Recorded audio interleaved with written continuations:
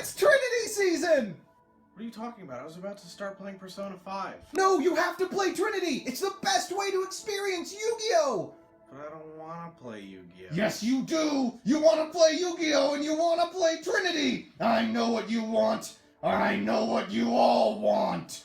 You want Trinity content!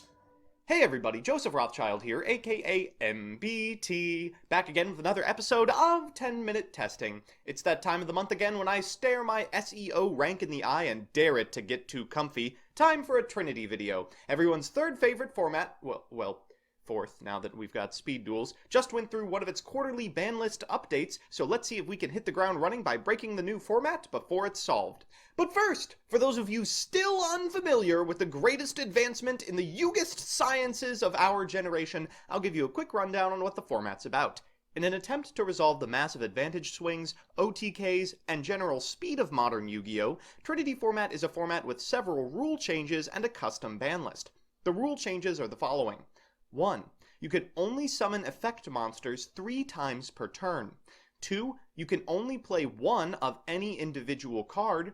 And 3. You can play an additional copy of any unlimited card, a first copy of a semi-forbidden card, or 2 co-forbidden cards for every 5 additional cards you include over the minimum main deck size of 30. As always, this video is timed to coincide with the free-to-play YGO Pro Deck Trinity Tournament, which you can jump into with any of the stuff you'll see in today's video. Links are in the description. With that, let's check out the exciting garbage people are playing this month. Our first deck is an adaptation of last format's Season Championship Tournament runner-up. The first place deck, Pendulum, was utterly schlonged by the ban list. Dinosaur. This incredibly explosive deck makes better use of the now semi-limited Dino Wrestler Pankratops than, I think, anything else in the format. By playing the aggressive, life point pressuring suite of dinosaurs we all recognize from the X3 bracket at locals alongside board wipers like Torrential Tribute, Mirror Force, Survival's End, and the co-forbidden Dark Hole, this deck can take advantage of missteps by dealing big damage to unwary opponents. The game plan is supplemented by a format-specific choice, Vanilla Dinosaurs, which don't count towards the summon limit, Rescue Rabbit doing its best impression of the better days of Dino Rabbit TCG, and Lost World opening up a set of plays that can only be described as disrespectful. You haven't lived until you use Rescue Rabbit's destruction effect in conjunction with Lost World to pop off on your end step. So with that, let's get into the card by card. Let's start off with some dinosaurs. First, we've got Soul-Eating Oviraptor, Dino Wrestler Cestegio, Giant Rex, Jirac Aolo, Miscellaneousaurus, Ultimate Tyranno, the best pill target we've got, Overtex Codals, Baby Sarasaurus, Petit Pteranodon, Rescue Rabbit number 1, the Tour Guide package, Sangan, Skarm, and Tour Guide herself, followed by DD Crow, Ash Blossom, Ghost Ogre, Armageddonite, and 3 Megalo Smasher X. For spells, we've got Designator from the Grave, Ultra Evolution Pill, Foolish Burial, Chicken Game, Set Rotation, Foolish Burial Goods, Fossil Dig, Instant Fusion, Lost World, Pot of Avarice, Premature Burial, Twin Twisters, and World Dino Wrestling. For traps, we've got Metaverse, Infinite Transience, Mirror Force, 3 copies of the Unbound Super Team Buddy Force Unite, Survival's End, this card is insane, seriously read it, Torrential Tribute, a second copy of Rescue Rabbit, the semi-forbidden Dino Wrestler Pankratops, and the co-forbidden Dark Hole and Terraforming. In the extra deck, we've got Elder Entity Norden, High Speed Roid Chanbara, Evil Swarm Exciton Knight, Evilzar Dolka, Evilzar Logia, Tornado Dragon, Laval Chain, Abyss Dweller, Ragna Zero, Hope Woven Dragon Spider Shark, try saying that 3 times fast, Borolo Dragon, Nightmares Phoenix and Unicorn, Lanphalinkus, and Wee Witch's Apprentice. So with that, let's check out a game. Our match is up against Mech Knight Pacifist, a simpler deck from a simpler time. Unfortunately, the co-forbidding of many powerful trap cards has left this strategy wanting. And I want. Our opponent's going first, which is terrible news for us. They're going to start by activating Pot of Duality, finding off the top. Always a way to find Pacifist. They're going to start with a set rotation, giving themselves a Pacifist and us a Chicken Game. They'll activate Pacifist, normal summon Mech Knight Avram, adding a Phantasm Spiral Battle to hand, set 4, and pass. Thankfully, our hand is really good. We're going to start by special summoning a Dino Wrestler Pankratops. They will chain Pacifist to the Chicken Game activation. We'll chain Pankratops, destroying Pacifist, and then activate Chicken Game, finding Baby Sarasaurus. That's excellent. It means we can use our Foolish Burial on this copy of Skarm. Then normal summon this copy of Baby Sarasaurus with Lost World activated. They'll chain Battle to the Lost World activation, which allows us to Dark Hole the board, using Baby Sarasaurus Resources effect for Soul Eating Overraptor. They can prevent our pop-off from this turn, but we can still add a Tour Guide in end step, and even though we are at summon limit, next turn will be fine because they've drawn nothing. For turn we draw an Infinite Transience, we'll start by activating Ultra Evolution Pill for a Codals for insurance. We'll then use Tour Guide's effect to get Sangan. They have a Torrential, we'll negate it, but unfortunately they have a Breakthrough skill for Codals as well. That means we're going to lose our entire board, but they've lost almost everything as well, and we get to add a Rescue Rabbit to our hand. They'll draw for turn, they find another brick and pass it back once again. We're going to go ahead and normal summon this copy of Rescue Rabbit and activate the effect for 2 copies of Megalo Smasher X. That allows us to get in for 4,000 points of damage in the battle phase, but we're not done yet. We're going to activate Survival's End to tag out into another Megalo Smasher and a Dino Wrestler Sestegio, getting a World Dino Wrestling to our hand. We'll put them at 100 points of damage before going into a Logia, setting 1 and passing it back. Now they do have the Breakthrough skill in Graveyard, so they'll be able to negate Logia, but this Twin Twisters isn't going to be able to win them the game, especially because we float off of Super Team. Our second deck is a newcomer to the format that seems to have settled just under the necessary power level in the TCG, Nekroz. Now, Rituals have been hard to play in our singleton format forever, but if any bunch of blue boys is going to end up playable, it's probably going to be the ones with 3 archetypal Ritual spells. This list uses the finally complete incantations to ensure you've always got all the Nekri you could ask for, and since players can't use infinite summons to link through removal, a board of Valkyrie and Unicorn occasionally just wins the game on its own by drawing 2 cards a turn.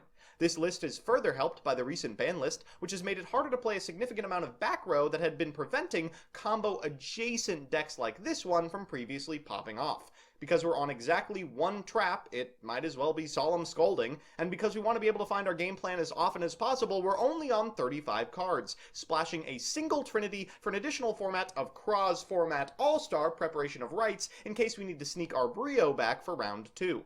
So with that, let's get into the card by card. Firstly, for disgusting non-blue monsters, we have Incantation Talismandra, Incantation Bookstone, Senju of the Thousand Hands, Sonic Bird, Manju of the 10,000 Hands, Incantation Kandal, Jin Demolisher of Rituals, Tour Guide from the Underworld Sangan and Skarm, making an appearance from our previous deck, Shirt, Strategist of the Nekroz, Ash Blossom and Joyous Spring, and the final incantation, Pensiplume. For ritual monsters, we have Nekroz of Decisive Armor, Nekroz of Trishula, Nekroz of Valkyris, Saravius, the Ancient and Ascended, Incantation Chalice Slime, Nekroz of Gungnir, Nekroz of Brionac, Nekroz of Unicorn, and Nekroz of Colossalus. For spells, we're on Instant Fusion, Reinforcement of the Army, Extra Foolish Burial, Upstart Goblin, Preparation of Rites number 1, Nekroz Mirror, Kaleidoscope, Incantation Inception, and Cycle, Called by the Grave, Twin Twisters, Solemn Scolding, and our single Trinity, a second Preparation of Rites. In the extra deck, we've got Elder Entity Ntis, Elder Entity Norden, Thousand Eyes Restrict, Shooting Quasar Dragon, Samurai Destroyer, Black Rose Dragon, Herald of the Arclight, Tornado Dragon, Castel, Outer Entity Nyarla, DDD Stone King Darius, Nightmares Unicorn, Phoenix, and Cerberus, and We Witch's Apprentice. With that, let's check out a game. Our match is up against Normal Pendulum Zodiac, a deck that tries to turbo out first of the dragons as soon as possible. Thankfully, we're going first, so we're going to start by normal summoning this copy of Sonic Bird, adding a Nekroz Kaleidoscope to our hand, then activating the effect of Devi Ritual Kandal, special summoning itself and Talismandra. Talismandra is going to add a Nekroz of Unicorn to our hand, we'll special summon it and a Valkyrius before popping both Devi Rituals, discarding this copy of Brio for a Gungnir, and passing it back. Our opponent's going to start by setting Scales, then Pendulum summoning a whopping 4 monsters. Afterwards, they're going to go into a copy of Link Spider and a copy of Utopia to try and prevent their imminent demise. Unfortunately, it's not going to work. We're going to start by activating Nekroz Mirror to special summon Gungnir, then activating Shirt for a copy of Trishula. We'll normal summon a copy of Sangan and get attacking. Unfortunately for our opponent, Utopia's effect is negated, so we'll chew through the entire board and deal a substantial amount of damage to their life points. In main phase 2, we'll activate Valk's effect and trigger the effect of Sangan as well, then activate Gungnir and they'll concede. Our third deck is the best kept secret in the metagame and questionably a top 5 deck from the previous format that no one figured out. I'm talking about, and I am not kidding here, Ojama ABC. Now, if you haven't read Ojama Pajama, first, I don't blame you, but second, you really should. It's quite good. And in a format where summoning ABC wins you the game a significant portion of the time, it's almost unbeatable. After flipping in and discarding Ojama Magic, we're set on our own main phase to fetch an Ojama Assimilation, special summon all the ABC pieces from our deck, and rank up into the big boy himself. Now, hilariously, Ojama Pajama also protects ABC, so provided you can use your suite of Cyber Dragons, Dangers, Paleos, and the TGU package to survive the early game, your opponent is going to have a monstrously difficult time outing Calvin's Spirit Animal. So with that, let's check out the card by card. Firstly, for vanillas, we are unsurprisingly on Ojama's green, yellow, and black, followed by Danger Thunderbird, Mana Dragon Xenotron, Cyber Dragon, A, Mothman, B, C, Witch of the Black Forest, Phantom Skyblaster, Danger Sneck, and a slightly expanded TGU package of Tour Guide, Sandgan, Skarm, and the ever-flexible Archfiend Eccentric. After that, we have Danger Jackalope, Ash Blossom, Ghost Ogre, Ojama's Red and Blue, and Cyber Dragon Hertz. For spells, we're on Ojama Assimilation, Ojama Magic, Foolish Burial Goods, Mind Control, Foolish Burial, Called by the Grave, Twin Twisters, Premature Burial, and Union Hanger. For traps, we're on Ojama Duo, Blind Obliteration, Paleozoic's Oleanades, Dynamiscus, Torrential Tribute, Back to the Front, Paleozoic Morella, Breakthrough Skill, Metaverse, Paleozoic Canadia, and 3 copies of Ojama Pajama. Now this is 2 of our Trinities, the other is in the extra deck.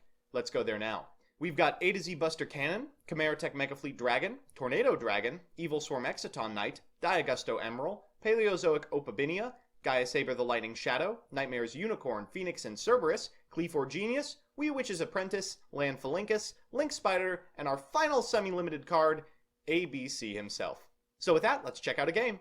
Our match is up against Orcust Bardiche, the best deck from the previous format. Now, it's received a couple of pretty critical bans, so hopefully I can deal with it. Unfortunately, our hand isn't very good, and it gets much worse when we Ash Blossom the Union Hanger. Instead, we're going to set a copy of Blind Obliteration and hope for the best. Our opponent's going to start by activating Supply Squad, then normal summoning Orphagal Diver, and activating Phantom Knights of Shade Brigandine. We're going to activate the effect of Blind Obliteration. It prevents the Galatea from coming out, but they draw off of Supply Squad. They're going to go into an Orchestrated Nightmare and pass it back. I figure it's now or never. We're going to pop our own copy of Ojama Magic with Archfiend Eccentric, set a copy of blue, and pass it back to our opponent. Our opponent's going to start by normal summoning a Dark Greffer, discarding a Skarm, and going into Orphagal Galatea. They're then going to get a copy of Orphagal Einsatz, which is very frustrating for us. Afterwards, they'll use Diver's Effect to get a Scared Zone from deck and attack into our blue, getting us both a copy of Assimilation and a copy of Ojama Party. In main phase 2, they'll set a Torrential Tribute and activate the effect of Skarm at end step. We draw for turn, and it's a pretty good card. We're going to start with an Ojama modification to get a copy of B, a copy of A, and a copy of C to our side of the board. Afterwards, they'll trigger Einsatz, and we'll go into Unicorn and hit that set card just in case. It turns out to be a good instinct because the set card is, of course, Torrential Tribute. They'll draw again off of the Supply Squad, but we now have access to ABC. We're going to shuffle everything back to draw an extra card off of Ojama Assimilation, then use Foolish Burial to send a copy of Skarm, set a couple of cards, and pass it back to our opponent. We're going to use Skarm at end step to get Tour Guide, and our opponent is going to draw a Back to the Front. They'll normal summon a Mathematician, sending a copy of Boots. They're then going to activate Scared Zone's effect to get Galatea. We'll go ahead and try to banish her, but of course they have a World Scepter and Graveyard, so they can get her back. Now, unfortunately for our opponent, they are out of summons, which means they're going to be able to set a bunch of cards but do nothing else. We'll use Oleanades, and thank God we hit Lost Wind.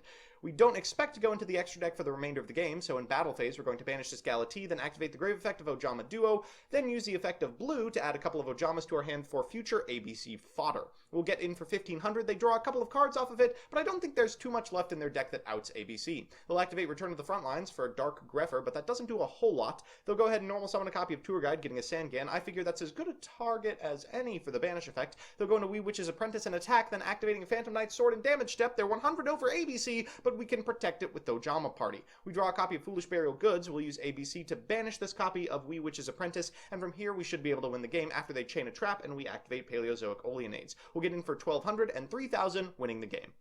So that's that. If you feel like this format is something you'd like to explore, we're running a tournament beginning this Monday and lasting the remainder of the month. Signups will be in the description, and I highly recommend it even if you're on the fence. If you want to see me play the decks I make on this show, I'm on twitch.tv/mbtygo every Monday from 7 to 9 Eastern Standard Time, and if you have an idea for a deck or archetype you want to see me play on a future episode of this show, let me know in the comments section below and I'll do my best. Otherwise, I'll see you Wednesday.